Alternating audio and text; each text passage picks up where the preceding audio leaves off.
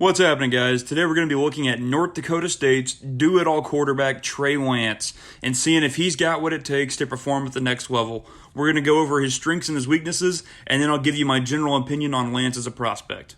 The first thing you need to know about Trey Lance is that he is an exceptional athlete. His mobility is an absolute problem for defenses. This is a guy who has the speed and the strength to be a designated ball carrier in the NFL. That athletic ability is going to allow his coordinators to get extremely creative with their playbooks, whether it be read options, rollouts, or just Lance's overall ability to extend plays. It will also be something, on the flip side, that defensive coordinators will have to key on in their game plans, either by assigning a quarterback spy, focusing the pass rush on containing Lance in the pocket, or some other scheme that's going to prevent Lance from killing them with his running ability. The other big thing about Lance is his arm strength. This dude can just flat out sling it. He can throw deep. He can throw to the sidelines. I mean, the ball just really jumps off his hand when he lets it go.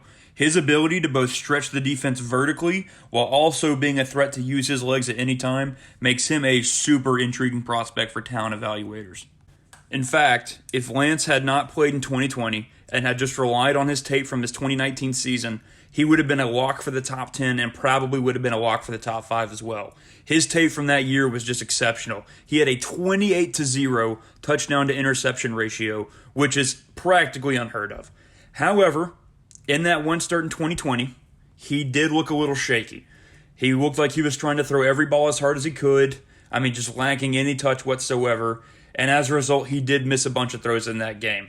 He also stared down a receiver at one point, which led to a pretty easy interception. And to win that game, he was forced to rely on his rushing ability.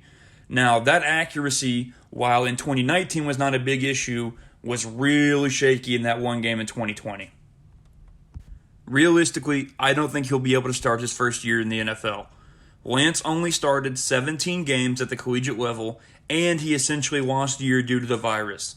The big question for evaluators is Trey Lance the guy that dominated 2019, or is he the guy who had a rough game in 2020? Personally, I think his mixture of physical tools is so tantalizing, even though he's still quite raw, I don't see him falling out of the top 10. I think you give him a year to sit behind an established veteran, then you hand him the reins at the end of year 1 or the beginning of year 2, and let this guy lead your franchise for the next decade. But that's all I've got for you guys today. Thank you so much for sticking with me till the end of the video. Let me know what you think about Lance in the comment section down below. Do you think he's going to be a bust? Do you think that those physical tools are so impressive you got to take a shot on him? Let me know. Also, let me know what prospects you want to see in the future, and I'll see you guys next time.